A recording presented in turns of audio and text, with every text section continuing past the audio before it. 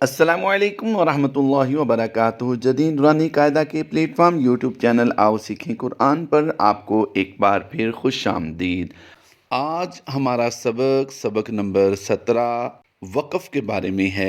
आज हम वक़्फ़ के बारे में बहुत सी कुरान पाक में अलामात आने वाली जो हैं उनके बारे में समझेंगे कि कुरान पाक में वक़्फ़ की अलामात क्या होती हैं और उनका हुक्म क्या है और उन पर वक़्फ़ की हालत में उस लफ्ज़ को किस तरह पढ़ना चाहिए। आइए सबसे पहले हम वक़्फ़ के माना सीखते हैं कि वक़्फ़ के माना क्या हैं।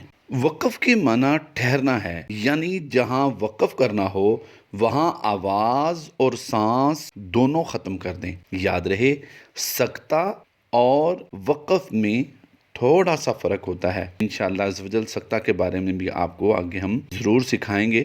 आज हम वक़्फ़ के बारे में आपको समझा रहे हैं, बता रहे हैं। कुरान मजीद में अलामात वक़्फ़ वहाँ इस्तेमाल होती हैं जहाँ मिलाकर पढ़ने का एहतमाल हो, इसलिए मतवज्जे किया जाता है कि यहाँ ठहरो। ये भी याद रहे कि जहाँ पर अलामात वक़्फ़ हों वहीं पर ठहरा जाए। अगर कहीं और आपका सांस टूट रहा हो या किसी और वजह से आप वहाँ पर वक़्फ़ कर दें तो ऐसी सूरत में पिछले चंद अल्फाज से जहाँ से माने मिल रहे हों वहाँ से मिलाकर उस लफ्ज़ को पीछे से पढ़ें। ऐसी सूरत को इआदा कहते हैं, यानी वक़्फ़ करने के बाद पीछे से मिलाकर पढ़ने को इआदा कहते हैं। कुरान पाक में वक़्फ़ करने और ना करने के मुख्तलिफ निशानात हैं। मसलन तो, ज़ा, मीम, जीम, सौद या लाम अलिफ वगैरह वगैरह। गोल दायरा जैसा कि आप इस वक्त अपनी स्क्रीन पर देख रहे हैं, ये वक्फ़े ताम और आयत मुकम्मल होने की निशानी होती है, इस पर ठहरना चाहिए। इसी तरह एक लाम अलिफ लिखा जाता है आयत के दरमियान में बारीक सा, जैसा कि इस वक्त आप अपनी स्क्रीन पर देख रहे हैं। ये कुरान पाक की सूरतुल अहज़ाब और इसकी आयत नंबर 31 है। और इसी तरह सूरतुल अहज़ाब ही की आयत नंबर 53 में भी इसी तरह का वक़्फ़ आता है और कुरान पाक में बहुत जगह पर भी आता है ऐसा वक़्फ़। बहरहाल ये अलामात, लाम अलिफ जो अलामत होती है, इसके बारे में हुक्म क्या है। अगर ये आयत के ऊपर हो, जैसा कि आप देख रहे हैं सूरतुल अहज़ाब की आयत नंबर 41 और 45 में ये गोल दायरे पर लाम अलिफ की अलामत होती है, तो इसमें ठहरने और ना ठहरने पर इख्तलाफ है। लेकिन आयत के अलावा हो, जैसा कि आप सूरतुल अहज़ाब की आयत नंबर 31 में देख रहे हैं, तो यहाँ पर ऐसी सूरत में ना ठहरा जाए। जैसा कि आपने आयत नंबर 41 और 45 में देखा कि आयत के ऊपर हो तो फिर ठहरने और ना ठहरने में इख्तलाफ है, लेकिन अगर ये अकेला हो तो फिर वहाँ पर ना ठहरा जाए। इसी तरह एक वक़्फ़ की अलामत होती है तो, यानी जहाँ पर वक़्फ़ करना हो वहाँ पर तो की अलामत आती है। इस अलामत को वक़्फ़े मुतलक कहा जाता है। ये वक़्फ़े मुतलक की अलामत होती है और इस पर ठहरना बेहतर होता है। जैसा कि आप सूरतुल अनआम की आयत नंबर 158 और 159 में देख रहे हैं, यहाँ पर वक़्फ़ करना बेहतर होता है। और इसी तरह अगर ये गोल दायरा यानी आयत के निशान पर तो आ जाए तो फिर भी हमें वक़्फ़ करना चाहिए, ये बेहतर है। जैसा कि आप सूरतुल आराफ की आयत नंबर 29 में देख रहे हैं, इस पर भी वक़्फ़ करना चाहिए। इसी तरह मीम जो आगे की तरफ लिखी होती है, जैसा कि इस वक्त आप देख रहे हैं सूरतुल आराफ की आयत नंबर 73 है, इस पर वक़्फ़ करना ज़रूरी होता है। ये वक़्फ़े लाजिम की अलामत होती है। तो ये जो वक़्फ़े लाजिम की मीम होती है, यहाँ पर वक़्फ़ ज़रूर करना चाहिए। एक अलामत जीम होती है, ये वक़्फ़े जायज़ की अलामत है। इस पर ठहरना जायज़ और ना ठहरना बेहतर होता है। यानी आपका सांस टूट रहा हो या पढ़ते हुए आपसे आगे अल्फाज ना पढ़े जाते हों या आयत तक आप ना पढ़ सकते हों, तो यहाँ पर वक़्फ़ करना जायज़ होता है, आप वहाँ पर ٹھہر سکتے ہیں، اور اگر ٹھہر جائیں تو پھر پیچھے سے اعادہ کرنے کی ضرورت نہیں ہوتی، جیسا کہ آپ سورۃ الاحزاب کی آیت نمبر 37 میں دیکھ رہے ہیں کہ یہاں پر اگر آپ نے وقف کر لیا تو آپ کو پیچھے سے اعادہ کر کے پڑھنے کی ضرورت نہیں۔ اسی طرح یہ گول دائرہ یعنی آیت کے نشان پر اگر جیم کی علامت آ جائے یعنی وقف جائز کی علامت آ جائے، جیسا کہ سورۃ الاحزاب کی آیت نمبر 32 اور 33 میں آپ دیکھ رہے ہیں، تو ایسی صورت میں وقف کرنا جائز ہے، اور آپ نے اگر وقف کر دیا تو پھر پیچھے سے اعادہ کرنے کی ضرورت نہیں، یعنی پیچھے سے ملا کر پڑھنے کی ضرورت نہیں ہے۔ اسی طرح ایک وقف کی علامت زا ہوتی ہے، یہ وقف مجوز کی علامت ہے، اس پر ٹھہرنا جائز اور نہ ٹھہرنا بہتر ہوتا ہے۔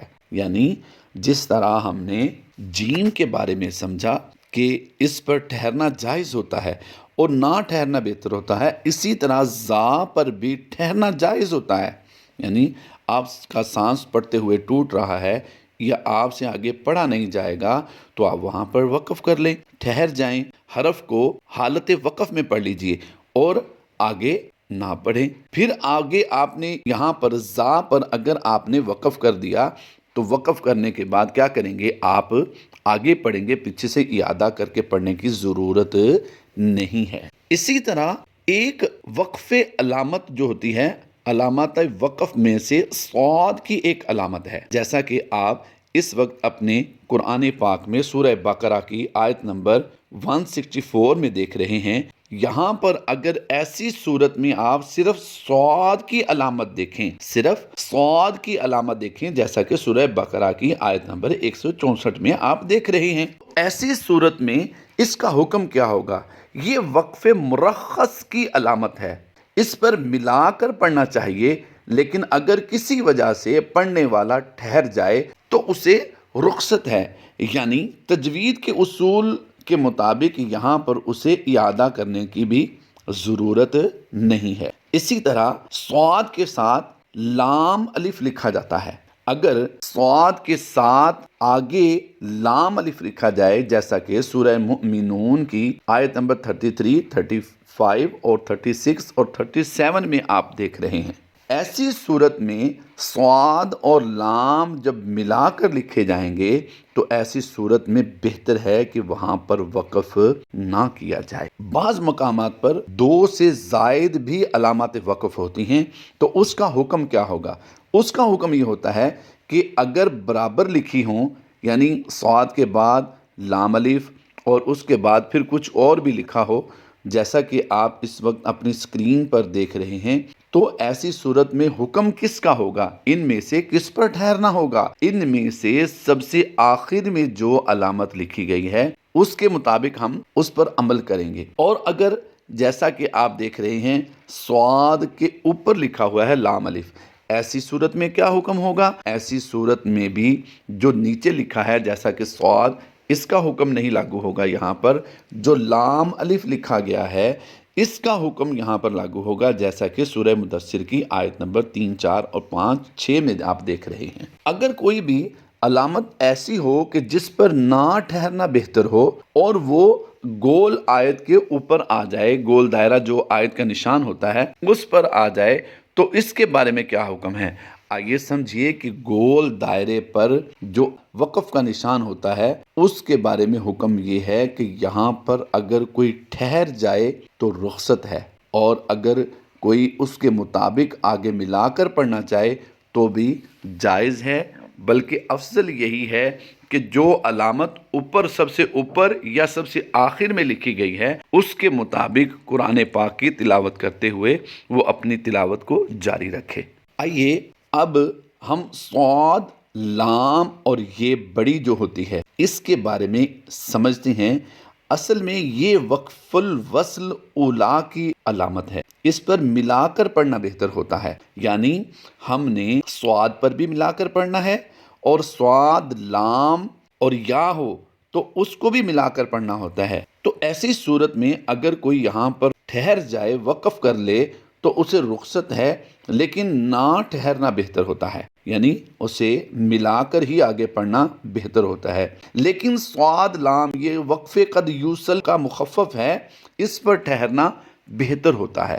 یاد رہے صاد پر ملا کر پڑھنا بہتر ہے، صاد لام یہ جو بڑی ہوتی ہے ساتھ میں ملا کر لکھا جاتا ہے، اس پر بھی ملا کر پڑھنا بہتر ہے۔ لیکن صاد لام کہیں قرآن پاک میں پڑھتے ہوئے علامت وقف میں سے آ جائے تو یہاں پر ٹھہرنا بہتر ہوتا ہے۔ اسی طرح ایک علامات وقف میں سے وقف کی علامت قاف نقطوں والی اور فا ساتھ ملا کر لکھا جاتا ہے، جیسا کہ آپ اپنی اسکرین پر دیکھ رہے ہیں۔ یہ صیغہ امر ہوتا ہے، اس پر وقف بہتر ہوتا ہے، اس پر وقف کرنا بہتر ہوتا ہے، جیسا کہ آپ سورہ محمد کی آیت نمبر 21 میں دیکھ رہے ہیں۔ یہ 2 مرتبہ ایک ہی آیت میں لکھا گیا ہے، تو یہاں پر اس کا حکم کیا ہے؟ صیغہ امر ہے، اس پر وقف کرنا بہتر ہے۔ آئیے بہت ہی اہم علامات وقف میں سے ایک حاشیے کے باہر لکھا جاتا ہے وقف النبی صلی اللہ علیہ وآلہ وسلم۔ اب یہاں پر بھی دیکھیے آپ کہ سورہ قدر کی آیت نمبر 3 پر بھی وقف النبی صلی اللہ علیہ وآلہ وسلم کی علامت لکھی ہوتی ہے۔ اس کا کیا حکم ہوتا ہے؟ آئیے اس کے بارے میں بھی سمجھتے ہیں۔ وقف النبی صلی اللہ علیہ وآلہ وسلم وہاں پر لکھا جاتا ہے جہاں روایت کی روح سے یہ بات ثابت ہو کہ سرکار مدینہ صلی اللہ تعالی علیہ وآلہ وسلم نے تلاوت کرتے ہوئے وقف فرمایا تھا، وہاں وقف النبی صلی اللہ علیہ وآلہ وسلم کی علامت لکھی جاتی ہے تاکہ لوگ اس سنت پر بھی عمل کر لیں کہ تلاوت قرآن کرتے ہوئے یہاں پر وقف کر لیں۔ اللہ تبارک و تعالی ہماری اس کاوش کو اپنی پاک بلند بارگاہ میں قبول فرمائے، ہمارے لیے ذریعہ نجات بنائے اور ہمیں قرآن پاک صحیح معنوں میں پڑھنے، سمجھنے اور قرآن پاک کے احکامات پر عمل کرنے کی توفیق عطا فرمائے۔